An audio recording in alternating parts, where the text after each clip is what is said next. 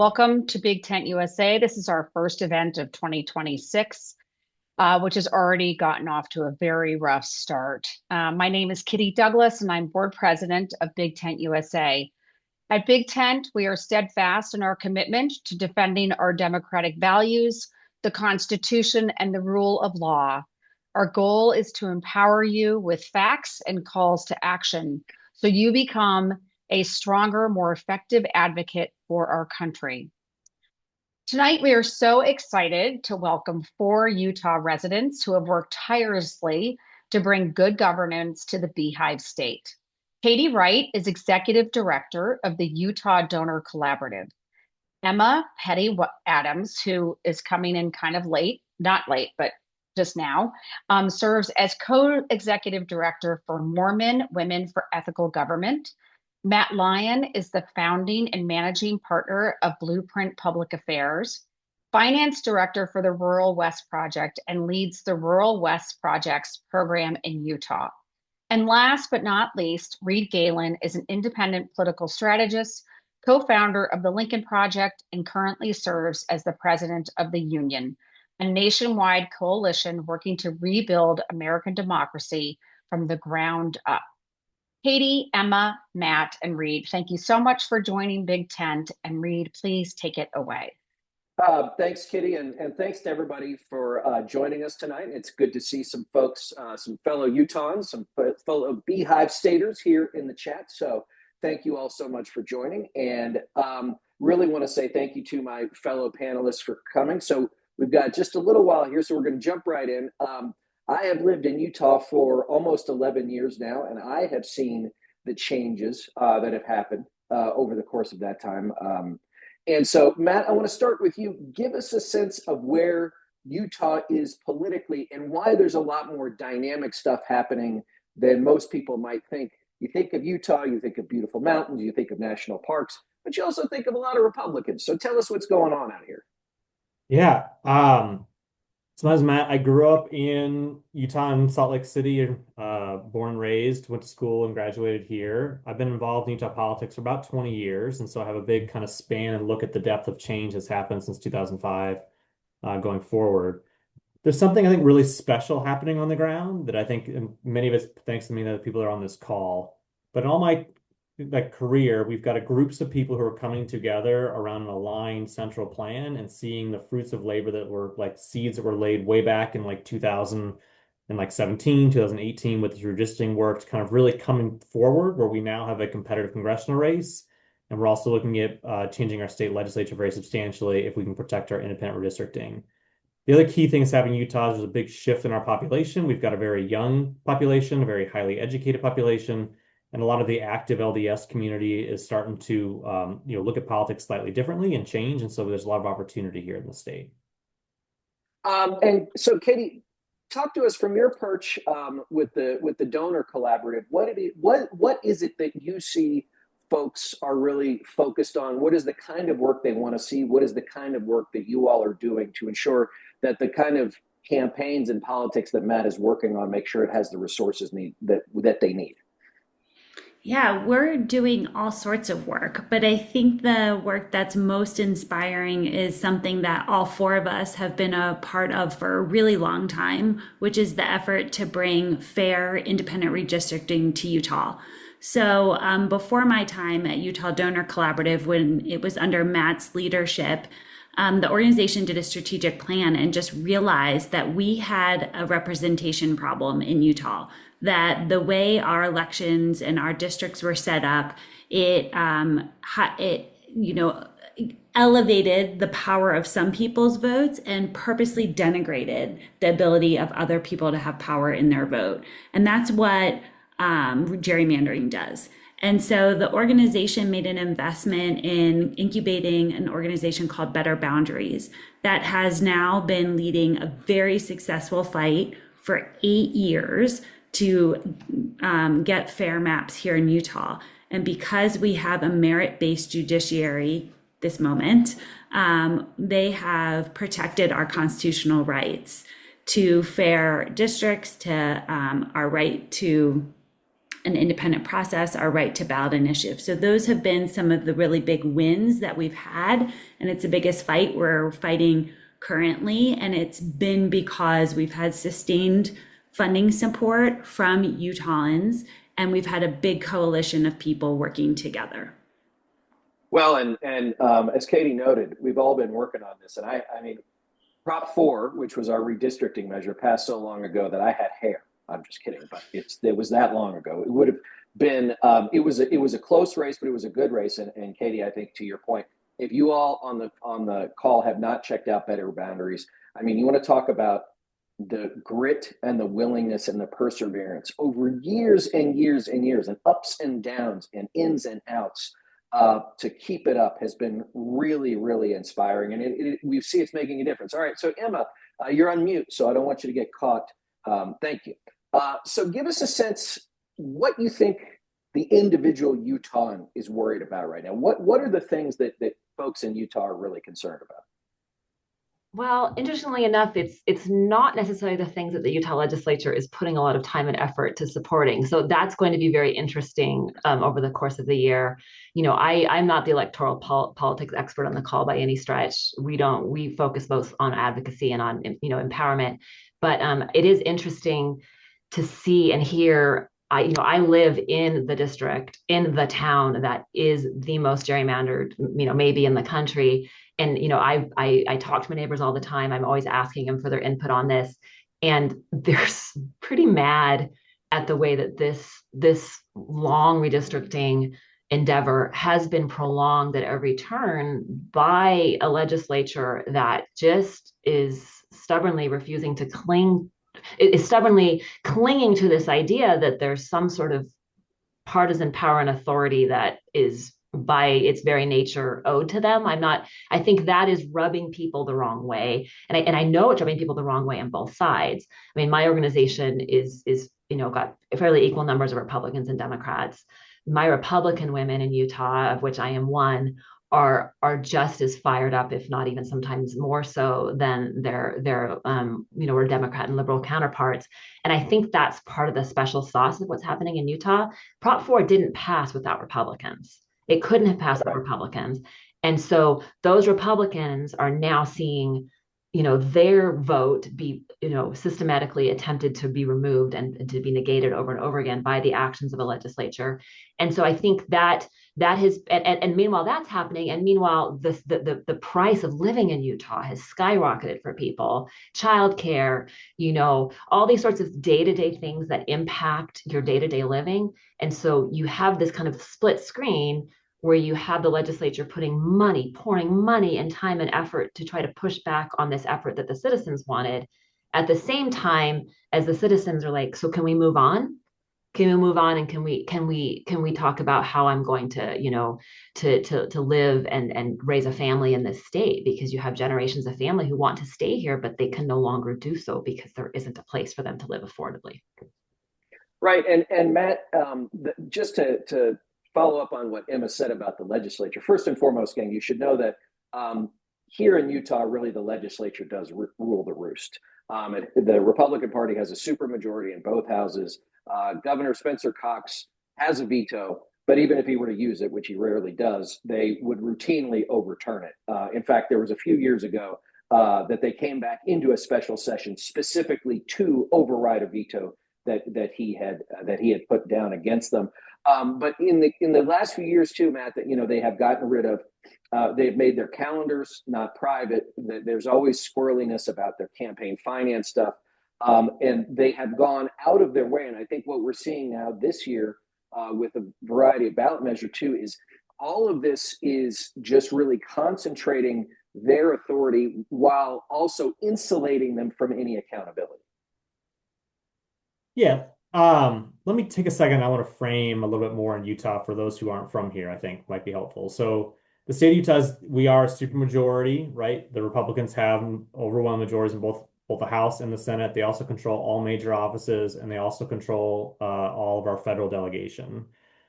However, while the state does have a very Republican sort of bent, and there is a lot of like extreme laws and policies that get tested on the ground in the state, the population itself is actually much more moderate.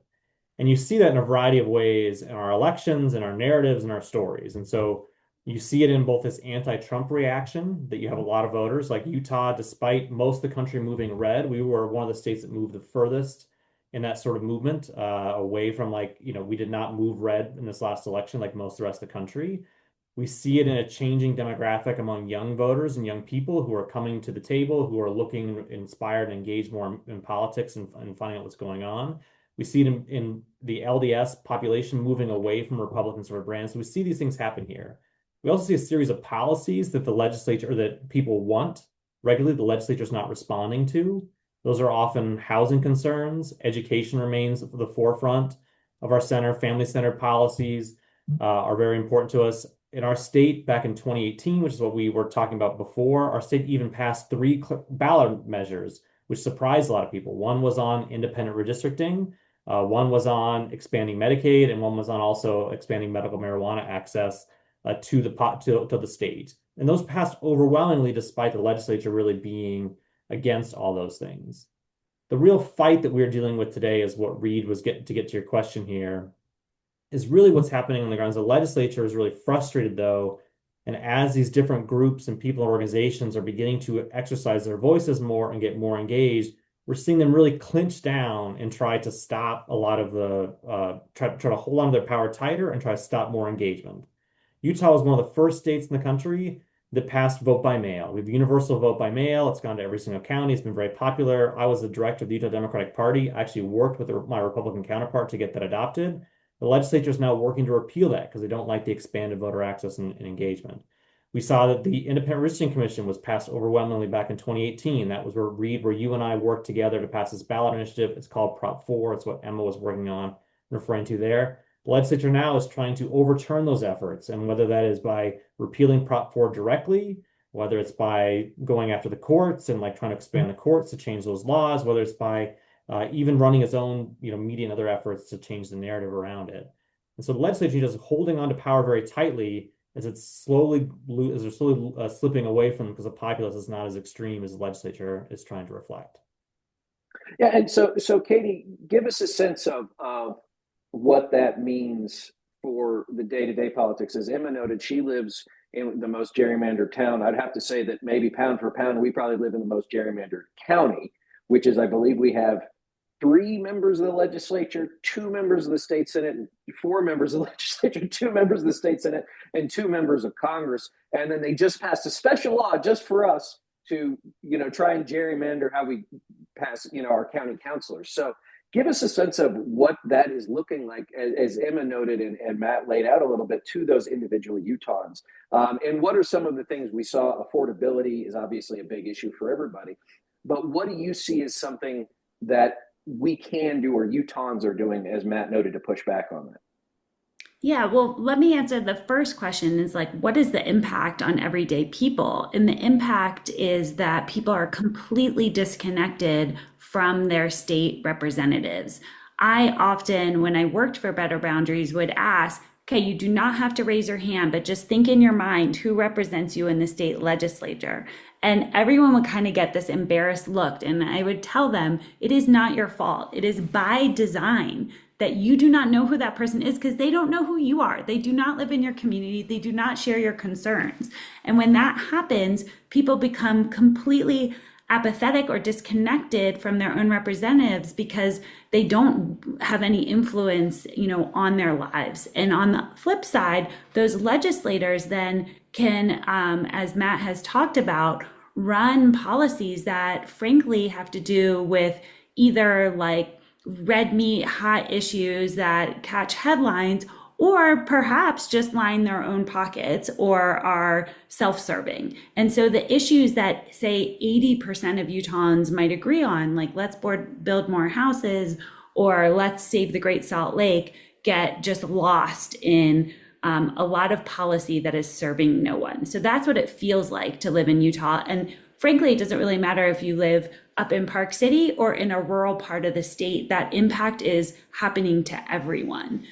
So what are we doing about it? Well, we're approaching it with many different long-term strategies. One in particular, as the youngest state in the country, is focusing on meeting Gen Zers where they are. So that is starting a digital first media structure. We have an awesome organization called Ignite Utah that is about a year and a half underway, that is organizing on campuses, has a big digital presence, is going to be focusing on how you advocate on the Hill. And it's just very important that we invest in these young voters, which present a huge portion, 1/3 of our voting population nationwide. That's one strategy. Another strategy is focusing on a group of voters that are really important here in Utah and throughout the West, which is Latter-day Saint voters. So as Matt alluded to, Latter-day Saints are the only voters that moved left this past election cycle. Every other voting bloc moved right. And it's really important that we have candidates that reflect the values of those voters that make up such a big part of our culture here in Utah. And so we have been working really hard on bridge building and movement building under that banner of pro-democracy. So among many other tactics, but those are some highlights. And Emma, just to move on a little bit, further down the stream from what Katie was talking about. So I think that there is a lot of expectation that if you are perhaps LDS, then you're dyed in the wool red, that there's no possible way you could do that.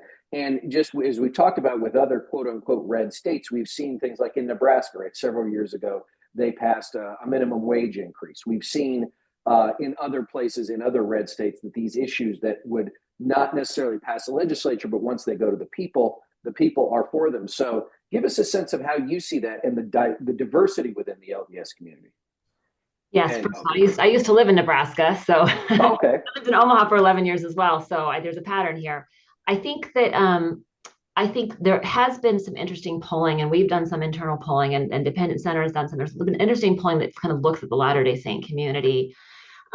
You're right in that for the past, several decades has historically been a, quite supportive Republican, highly supportive Republican.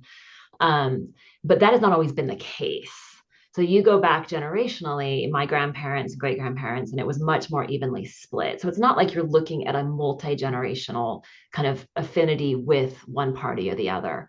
And, so, I care less personally and with my work I do about whether Latter-day Saints and Utahns move one way or the other.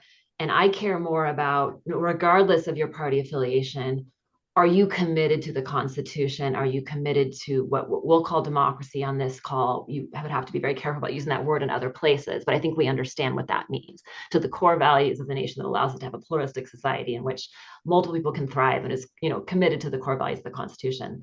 So I think what you're seeing within the Latter-day Saint community is a kind of cellular level commitment to the Constitution that is kind of bearing fruit in this moment, where they're more likely voices to kind of break from the kind of the Trumpism direction that the Republican Party is going, and willing to kind of stand firmer in the values that we hold close, no matter who's in charge. And Romney is certainly an example of that, right? He's kind of the one that everyone refers to. But for every Romney, there's thousands and thousands of Mormon moms around the country. I mean, we're not just in Utah. MWAG is in all 50 states, and I've got women in all these different states who don't have as much to lose and are willing to stand up in their community and stand up for the values of the Constitution and of democracy that I think we hopefully all hold on this call. And there's a courage that comes from not having much to lose because you don't have a lot of power and authority already. So you're just willing to say the things that need to be said. And there's also an influence that comes from this really grassroots kind of based approach where people are neighbor to neighbor, person to person. And I think you're seeing that with the Latter-day Saint community. I would hope that, our organization has something to do with that, because I've got these women all over the place who are in family group text chats and who are on social media and, in Instagram. And they're putting forth a better version, a more virtuous and I think more inclusive version of what we can and should be than the narrow way that the current Republican leadership is going. And I think that is linked to our ethos as a group of people who have an American religion. It started here. We have some suspicion of government for some really good reasons that we're working through generationally, right? We were cast out of Missouri, and there's some reasons why we're a little bit more, skeptical of government. But fundamentally, this country, we are a minority religion in a country that we depend upon democracy. We depend upon due process, and we depend upon a fair chance at the Constitution being equally applied to all in order for us to thrive and be able to practice our religion. And the best part of us believes that, and the best part of us will stand up for that.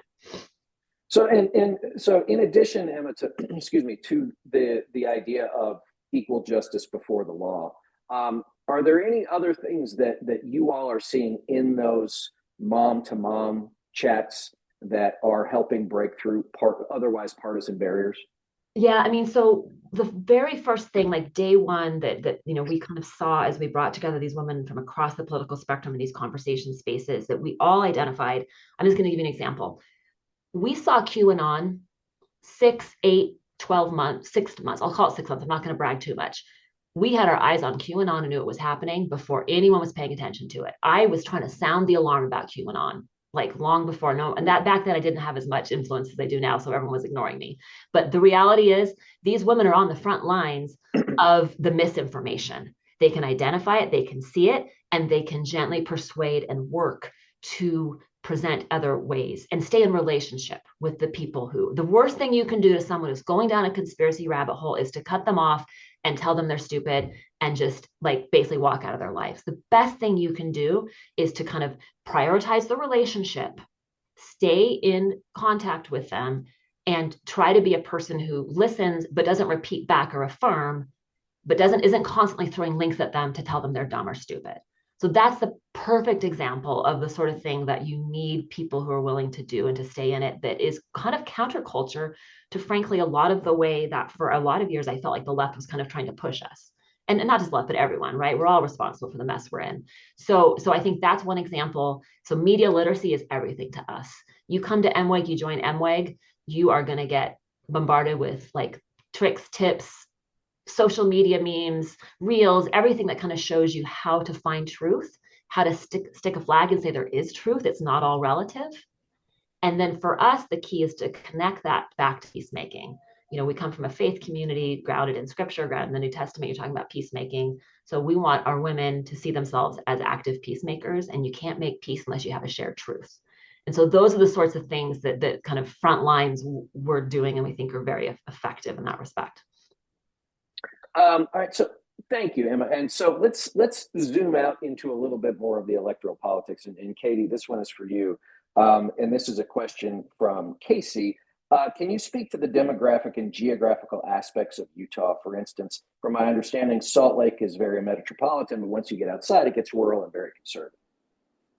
Yeah, Utah is an interesting state because 85% of our population lives along something we call the Wasatch Front, but it's 4 counties along a mountain range, which is the greater Salt Lake metropolitan area, down to Utah County, where we have Provo and Brigham Young University, and further north to Ogden, one of our oldest and biggest cities. And so, although we are a very rural land state, we actually have a very urbanized population where people live in a very concentrated area. So that's in addition to being the youngest state in the country, the fastest growing state, the most educated red state, and a state that is growing and growing in diversity, where currently 1 in 4 Utahns are people of color. So much dramatic change. Like, we all know the West is changing, and Utah in many ways is the epicenter of that change. So demographically, we're really interesting. What that allows us to do is reach people easily. We have one media market. Well, there's nothing easy about media right now that does, allow us to be like really in a 45-minute to an hour drive of one another. So we can gather, we can work deeply in coalition, And that is so important for our top priorities. And one priority we all share on this call, no matter if we're completely nonpartisan or would like to see the politics of Utah change, is our belief that independent redistricting is the fair for every individual of Utah. And it is the right of all of us, and it's something that we have to hold on to. So the current status is that we passed Proposition 4, which requires independent voter-centered standards, but it was repealed by our state legislature. And there is an active litigation. Mormon Women for Ethical Government is among the plaintiffs. And right now we have a fair congressional map that meets those standards. There's a lot of attempts to undo that work. So to do it very briefly, there's a current signature gathering effort that will ask voters to repeal Proposition 4 again. We are fighting that. There is our legislative session where our Senate president is very focused on a constitutional amendment that will get rid of our ballot initiative right completely. We already have something on the ballot in November that will take the threshold to 60% for many ballot initiatives. And so we have right now a huge effort with a big coalition to win legally, to win with lobbying, and to prevent those signature gathering and prevent the repeal of Proposition 4. So my organization, in partnership with Better Boundaries, a partner of all of ours here at the table, is really rapidly raising money. We have about a $400,000 gap for that lobbying and for that signature rescind effort. And all of those efforts are deeply underway so that when we get to the November 26th ballot, all the wins are protected, not just for 2026, but 2028, 2030, and 2032 when we get a 5th congressional district. So a lot of work happening on the ground right now. Right. So Matt, let's talk a little bit about the politics of redistricting and we lost Emma. Okay, Emma, I hope you're there somewhere. I don't know where you went, but you'll come back. Okay, there you are. Okay. So let's talk about that. So, the Utah legislature they are a hydra. They work on many levels in many places simultaneously. And so as Katie noted, there's a ballot measure to rescind Prop 4. They're thinking about, a 60% threshold, which as someone who ran ballot measures for 10 years in California, 60% is really, really hard. We saw that in Florida with the abortion rights measure. Was that in 24, I think, or 22? Once you get to 60%, guys, it's nearly impossible to get anything passed by the voters. The fact that Stuart Adams, the Senate president, is also thinking about putting something on the ballot himself is interesting because normally when you have two similar ballot measures, they both fail, but we don't want to take that kind of chance. So Matt, give us the electoral politics aspect of this as we're heading into the legislative session, which should be starting any day now, lasts 90 days. It's over quick. They love to do stuff literally in the last 30 seconds of the legislature. So, we could see this stuff happen over the dark of night. So give us a sense of what's we're looking forward to in the next, say, 10 months. Yeah, I mean, we've alluded to it and touched on a couple times in this call in different ways. What makes Utah so different here is that while the rest of the country is very much gerrymandering for partisan gain and trying to get a single seat or this or to kind of deal with control of the House, Utah actually has done redistricting the right way. Over the last 8 years, we've been defending moving ballot initiative, lobbying, comms programs, voter mobilization, all around this idea that Utahns deserve a right to an independent redistricting commission. And when we draw our congressional districts or our legislative districts, it shouldn't be drawn for partisan reasons or for using for partisan data.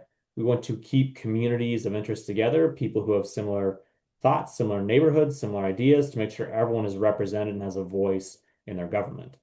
And so why we have been, for a long time, we've been dealing with this, we're now at a point when Utah actually is achieved this big redistricting win. And there's a great story that Adeline just put in the chat there about from the New York Times. Like, we have done it the way that we want redistricting to work, not for partisan reasons. So the legislature, is looking at overturning, repealing, and pulling this back. It's been a constant fight for the last variety of time. Emma actually is in her organization, one of the plaintiffs in the organization that's made this possible. They're also, I mean, there's a bunch of different means, and we can talk about them, but I think the biggest thing that we need at this point in time is that there's an effort to get Utahns locally to tell their legislatures that we want to protect the ballot initiative process. We want to protect Utahns' voice and their government, their ability to run initiatives and be represented. And so we're mobilizing a very large scale kind of comms and communications campaign. We're trying to get people to contact their legislatures. We're trying to get them to lobby through various efforts and tell them to protect ballot initiatives. Because if we can protect ballot initiatives, we'll protect our independent redistricting commission. And so that's our most short-term need in that sort of piece happening legislative session, which happens really starting next week, next Monday, through the first week of March. Yeah, and as I was told offline, the legislative session is 45 days, and I was told to jot that down. And so I will jot that down, consider myself corrected. All right. So Emma, what do you see here in the next, let's say, couple of months? What are you going to be focused on? What is MWEG going to be focused on that is really, first ensuring the redistricting piece? But what else are you seeing as major issues that are likely to come up? Yeah, so I mean, we have a pretty complex organization. We work in, we have official efforts in 3 or 4 different states. We're expanding to other states. We also work at the federal level. So I could answer this in a million different ways. Let me just double down on one thing that someone had asked about why we should all care about Utah.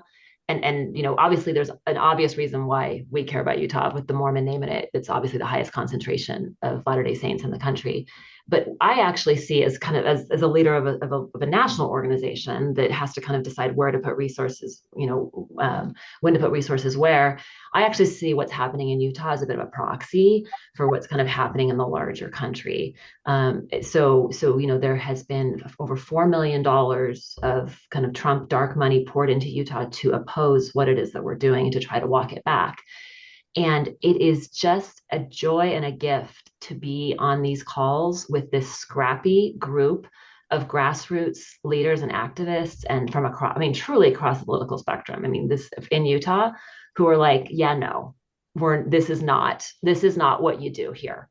And so in that reason, like I really see this as a place where I'm putting resources and effort because I think it's a hopeful story. I think it has potential to be a real kind of rebuke against against efforts to kind of come in and really pour highly partisan loads of cash to try to like make turn things the way that they want it to go. And so for that reason, like, yes, we're gonna focus on that. Now, I mean, I'm also kind of having to do multi-state efforts, right? Because we have ballot initiative, we keep having to defend it in Idaho. We also have to keep kind of defending it in Arizona. At times Arizona's got a good ballot initiative process, seems to be good, but they have so many there.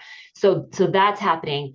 And then really, I mean, if at the federal level, I'm super focused on helping our women be a part of what I hope will be a long-term cross-partisan effort to help congressional power reassert itself.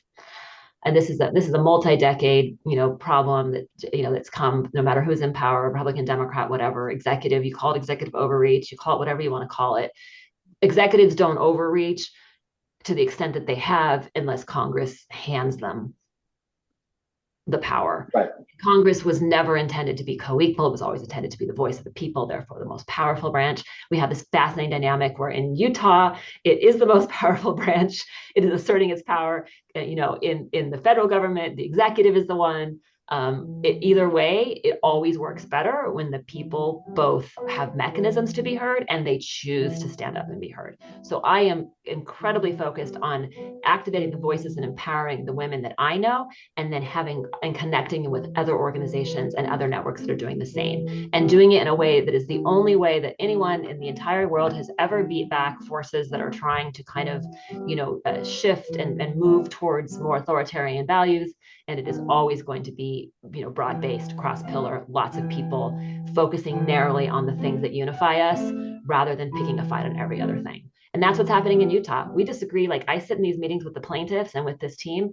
we disagree on like so many policy issues. Like there are so many things that I would not probably run alongside them on, but I will run alongside them on this one, and I will give it everything I have. Sorry, my kids playing piano in the background. I've let. Oh no, I was going to say I'm a it's teacher, actually actually. it's lovely. It's like soothing the savage beast for me. I'm feeling very zen right now. That's my Just so most. I thank you have I very have much. two very accomplished pianists and one learning one. You're hearing my background. Well, I sound like Animal from the Muppets when I try and play a piano. So, but it sounds lovely. All right, so Matt, Emma just said something really important, which is, as you know, fighting as a coalition is really, really difficult because you have to find that one thing that everybody can agree on, and everybody has to, in the moment of conflict or a fight or an effort, put those things aside. So, how have you been successful to do that? Again, if we just looked at the voter registration, you'd say, why would we do this, right? And the Mountain West is very similar to that. Emma mentioned Idaho. We could talk about Montana, obviously Wyoming. Those are the states that I think probably all of us relate to the most, just because they're so close to us in so many ways. But how do you find that you keep coalitions that are so disparate from a political policy faith perspective? How do you hold those together? Yeah, I mean, small tangent. It was beautiful hearing Emma's children practicing piano. My son was also practicing guitar, and I had to tell him to be quiet. He was playing Teen Spirit though by Nirvana, so it's a little bit of a different background music. Look, it takes all kind. You gotta have the soothing music to bring you Yes, centered, and then you gotta have Nirvana to keep you fired up. it was very, very much so. So, but anyway, to answer your questions, I mean, uh, Utah, there are a few threads that we can pull on that really bring different groups together. I think very fortunate in Utah, like the concept of democracy is one that really unites both the left, a lot of the moderate independent voters, and certainly a good chunk of the center right. And so we see that used in a variety of ways or discussed in key things. I talked early on, like vote by mail was one of the things that people put on early on. We were one of the first states to adopt vote by mail. We were one of the first states to put on early voting. Anything that increases access to the ballot and participation for historically for a long time has been something that has unified a large part of the demographic. Now, as the Republican legislature is leaning into that a little bit more, we're seeing certain groups, particularly center-right voters and moderate Republicans, kind of drift away from that, creating an opportunity to build a coalition that is much broader than just like the left or one sort of unit. Other key issues which we have here, we have in Utah. I mean, it's no secret. I mean, a lot of the Mormon community is large families, but family and a family-oriented sort of state is something that's very important to all of us. People come here, they move to Utah because it's a great place to raise their kids. There's access to the outdoors. You have like ability to actually have families here. We're known as a family kind of comfortable place. And so things like public education, things like paid family leave, things like making sure that people have like access to childcare are things that really do mobilize the population and draw people together. We saw this year there was a work by the Salt Lake City Council where they actually repealed and pulled back this daycare provision, caused a huge uproar by people across the kind of political spectrum, and that actually ended up pushing the Salt Lake County Council to try to figure out what to do about kind of what they're doing with this sort of legislation here. And so I think family is big. I think democracy is certainly big and something to lean into. And then really like what Utah's known for is our outdoors, right? So people both in Utah, they love going to the mountains, they love to ski, they love to hike, they love to camp and those sort of things. Most of the people who move to Utah, the number one reason they move to Utah is because we have access to the outdoors. It's unprecedented. For those of you who are in Colorado or Denver, I'm so sorry. I can guarantee, having lived in that state, that Salt Lake's access is far better than Colorado's. But it's that sort of piece that's there. So what do we see people We like? do love our Coloradan friends, of course. Yeah, we do love our Colorado outdoors as well. Ours is just a little bit better, and steeper. But the thing that we've got with the outdoors is like we see too, it's a big industry here. We've got a lot of outdoor rec companies, like companies that do manufacturing, construct in those sort of like, Black Diamond is one of the larger one-on-ones. We've got a Petzl's here, a bunch of outdoor rec companies are our big sort of lots of manufacturing on like bike racks and bikes and stuff. You'd be surprised is here. We also have a big industry of people that are here from like the tech community that have moved here because they want to be able to go out to the mountains on their off time. We have a big tourism industry built around the environment and outdoor access and our like 5 national parks and our bunch of state parks.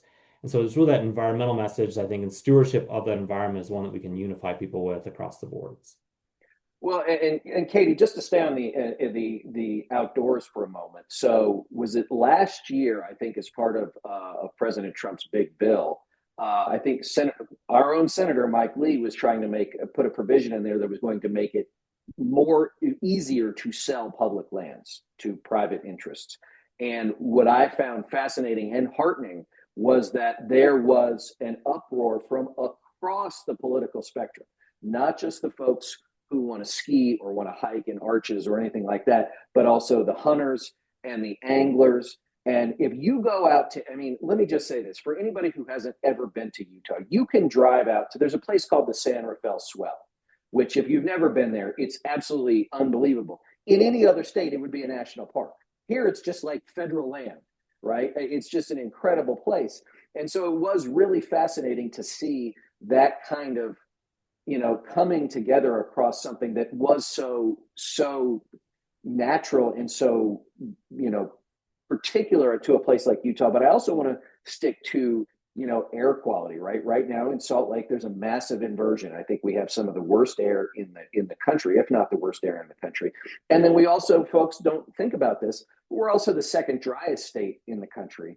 And when we sort of grouse about the fact we're not getting snow, yeah, it's harming our ability to enjoy the outdoors in the winter, but it's also saying, well, those reservoirs aren't going to be full. So we have a lot of issues that directly relate to human life that I think sometimes we feel like our own legislature and our own representatives don't take seriously enough. I mean, I agree. And I actually think that what we're all getting at is that it's not hard to find that there's commonality of issues and wishes and wants among people who might have different political identities in our state. That actually, when you get down to like, what kind of life do you want to live and want available for your family and your neighbors, we actually have a lot in common.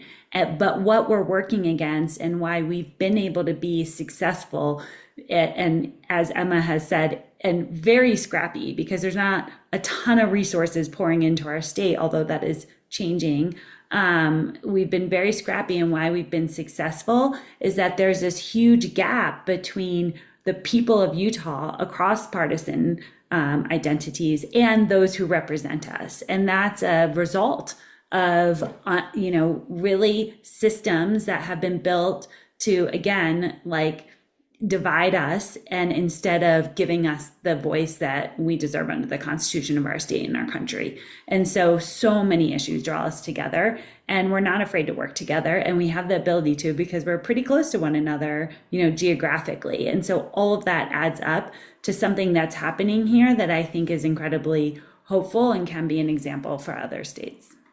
Yeah, look, I think that what Emma talked about the ability to practice your faith in a free and fair manner, what Matt talked about vis-a-vis children and education, Katie, what you talked about these issues. These are all issues that are, again, they are so personal in so many ways too, right? Like you're talking about your life, you're talking about your family, you're talking about your kids. For me, I'm not sure, but if you live in the Salt Lake Valley, you should worry about the Salt Lake drying up because arsenic dust does not help human life. At least that's what I understand. And so we should want to figure out a way to restore the Great Salt Lake. We should figure out how we don't have to, when my kids went to school in the Valley, how we don't have red flag days where they have to stay indoors because it's too unhealthy for them to go out. And so I think there are a lot of things that we can and should be working on together. Okay. I talked about some of the dark stuff, but I want everybody to give me, Emma, I'm going to start with you. Give us something that you feel good about, that you're hopeful about in the great state of Utah as we're moving into 2026. Yeah, so this, this saga of redistricting, I'll call it a saga because I try to use peaceful language. I always want to say fight, and I'm like, no, it wasn't a fight. It's a saga. It's not adversarial here. We really want what's best for everyone here. Has been long and it's been hard and it's felt like, a lot of setbacks. And because of the nature of how it's played out, we now have a group of people in Utah who know what it feels like to advocate alongside each other in a cross-partisan principled way. And in my experience, we have a lot of people who are kind of almost refugees from partisan political engagement or from highly partisan advocacy.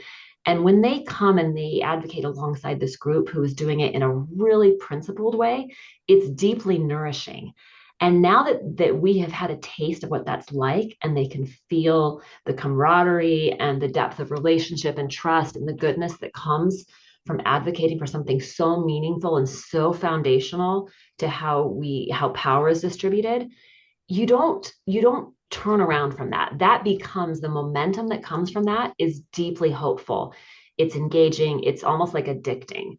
I can never, I mean, I grew up very much, and spent a lot of my life, highly, not, I was never a super partisan, but I was pretty loyal to my party. It kind of felt like a little bit of an identity. And shedding that, keeping the party identity, not shedding it completely, but allowing it to not be the central part of my identity, but then creating an identity that is much more pluralistic and connected to people who are different from me and finding the common values that we can work on together.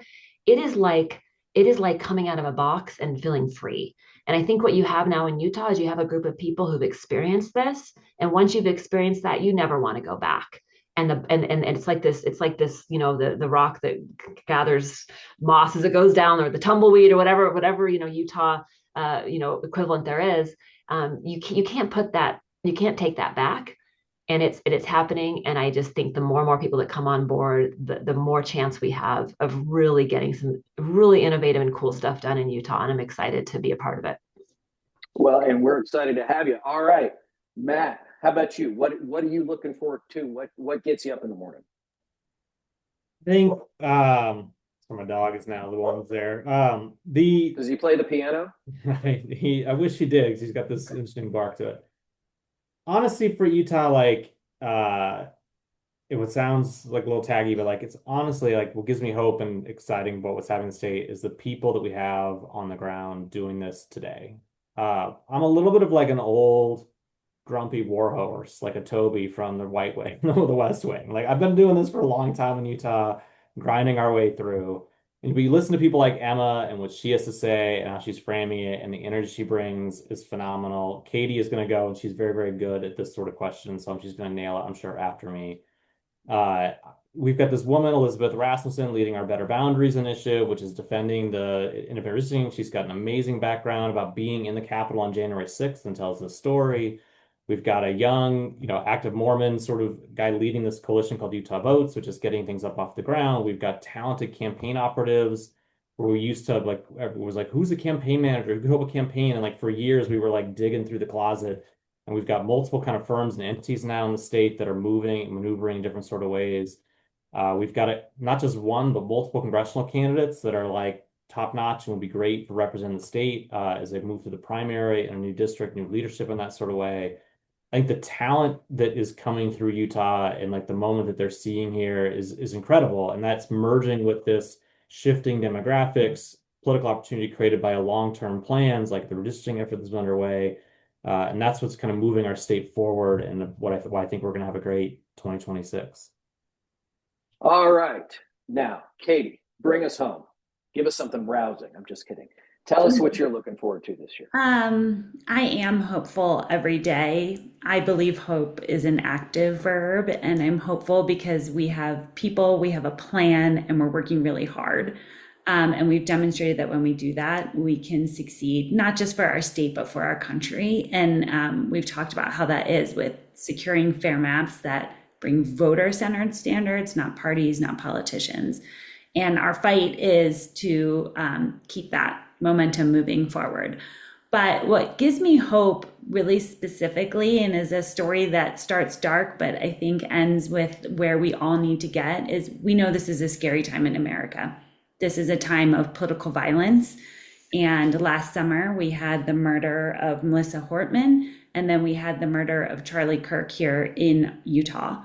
And I work with a young woman who was on the campus that day, and it became very clear to me how young people have like too much life experience with gun violence, and really hard, and a moment that tested our leadership. And every person I spoke with had one focus in that time, which is how do we de-escalate violence and keep people safe? Emma was such a like an inspiring leader to me in that moment. And so were so many other people I work with. And so for me, it's always really important that the work I do every day just is completely values aligned because I like a good night's sleep. And that was a moment we were all tested. And I felt very strongly that the coalitions and the people that I work with put peace and what's best for people first. And so that's why I have so much hope here in Utah, despite the challenging moment we are all in as a country.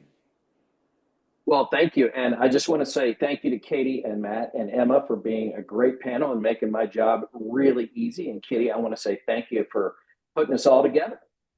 Oh, I mean, we're so honored to have all of you. And so Reed, I'm gonna leave it to you to give us your last word about why you're hopeful in 2026. And again, on behalf of Big Tent USA, when I got to meet Katie and Matt and Emma in person last year in Utah, you can see why I wanted them to join our Big Tent community, because I think this story of resilience and coalition and crossing party lines to get good governance and good representation and fair representation is so important as we face uh, what we're going to be facing in 2026. It's just a lesson that we all need to really embrace and hold very, very tightly. So, Reed, I'm going to give you the last word because you've done a Oh, terrific job and we're so oh no. appreciative to you. So, bring All us right. home, Well, Reed. all right. Everybody settle in. It's only going to be an hour. No, I'm just kidding. Listen, everybody, I want to thank you so much for joining, and Kitty and Big Tent and everybody there. You guys, as always, are amazing. You are an incredible convening organization and you do incredible work. So thank you. Listen, guys, like I said, I get to live in Utah and it is a dream to live here. And what happens here is going to have an effect in other places. And I will tell you, and I think maybe Katie said this, and I know that Emma does it every day. We are in a place now where there is more information than ever, and all of the ways that you receive that information is less efficient than it's ever been. And for me, the one thing I can say is that people getting together in person in 3 dimensions is still the best way to move people and to get things done and to bring people into fellowship, whether or not that's religious, political, civic, whatever it is. The last thing I can say is for wherever it is you live, get involved in your community. There are people that need help. I promise you, there are people and organizations that maybe they're always going to need money. They probably need bodies too. They need folks to work a shift. They need folks to donate food, whatever that thing is. You can and must make a difference in this time. We cannot and must not wait for somebody else to come along and do it. If you're on this call, you've already taken a first huge important step. I'm asking you to take that next one, which is to actually get out and make something happen. You don't have to do it every hour. You don't have to do it every day. But if you're doing it regularly, you're more than making up for those who just don't know yet what to do or haven't yet found the time or the reason to do it. But I know you're going to make it happen. Thank you all so much for joining us. Kitty, I'm going to turn it back to you and we'll let everybody get back to their night. Yeah. Good night, everyone. Thank you so much to Katie, Matt, and Emma and Reed. We're so appreciative, and we will continue to support you and focus on Utah. And let's get it done. We gotta win this year. So thanks, everybody. Good night.